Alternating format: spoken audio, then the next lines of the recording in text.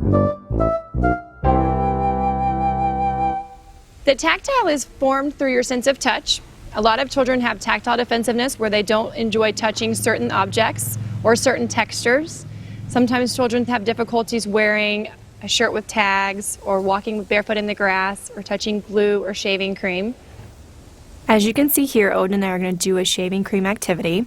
I'm going to let him explore touching, as well as I'm going to demonstrate myself touching because children learn better through demonstration. Okay, you can do it. Kids with ADHD or autism want to be independent. Try Goalie, the visual scheduler that guides them through routines so you don't have to. Goalie, reinventing routines. He wants to use the shaving cream himself and have control over the situation, which is fine. And then I'm going to show him how to put his hands in there to make him feel more comfortable in the situation. Good touching, Odin. An eye? Smush!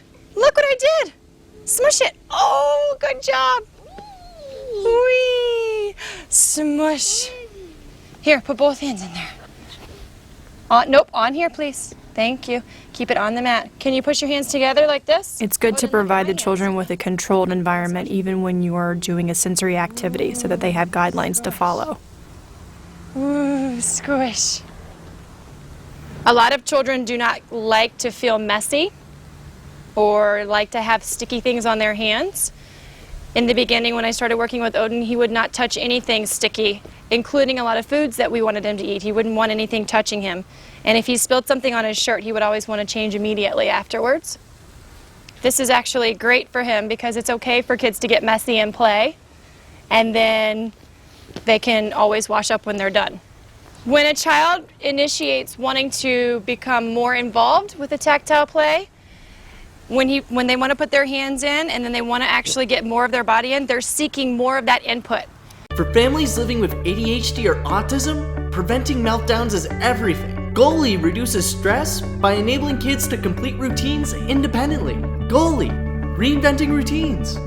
So as long as the parent is okay with it, I usually allow the kids to get as messy as they want to because they're actually needing more of that input to their bodies. So he's liking this on his arms, on his legs, and the more, the better.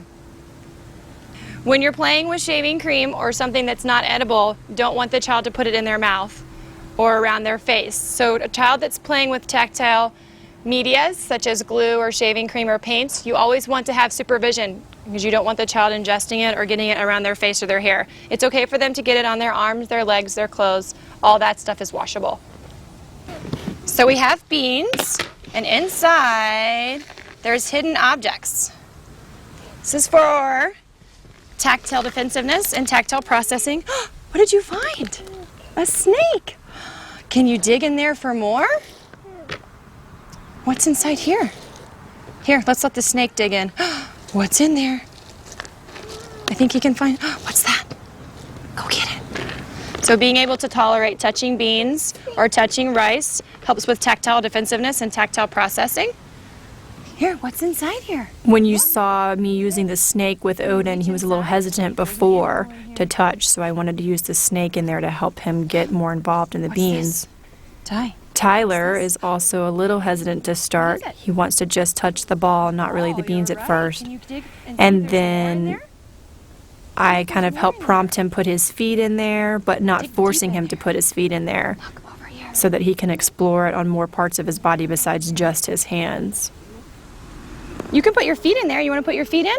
Look here. When children are just beginning to learn to tolerate touching different textures, you can put their favorite toys inside of there and have them sticking out. So even if they just reach in to grab a toy without ever even touching the beans or the rice or the shaving cream, that's a start. You want to start small, and then you can get to the point where they will actually tolerate touching with their hands and then eventually touching with their feet. Please remember, I've been working with these kids for a while. So anything that you want to hide in there that they would enjoy finding, toy cars, toy animals like we have here. This is just a sticky, stretchy ball that also helps with tactile because it feels different and the kids have different feel on it. Another thing that you can practice is something called stereognosis, where the child has to feel around inside the bucket of beans or rice to try to find a specific object, and you can try to see if they can tell what it is without looking at it. With older kids, this is a fun activity to play with them, and if there's a ball hiding in there, they can reach down, and before they actually see it, if they can tell whether it's a ball just by feel or not. Kids with ADHD or autism want to be independent. Try Goalie, the visual scheduler that guides them through routines so you don't have to. Goalie, reinventing routines. This is a brushing protocol that is actually helpful with tactile defensiveness. It's to be done only from a trained occupational therapist or a trained therapist. Parents can be trained to do it at home, so you need to discuss with your occupational therapist or someone who's trained in brushing before you actually do this with your child at home. You follow up with joint compressions, yet the brushing is primarily focused for desensitizing children who have a hard time with things such as tags in their clothing, wearing socks, or even putting on sunscreen.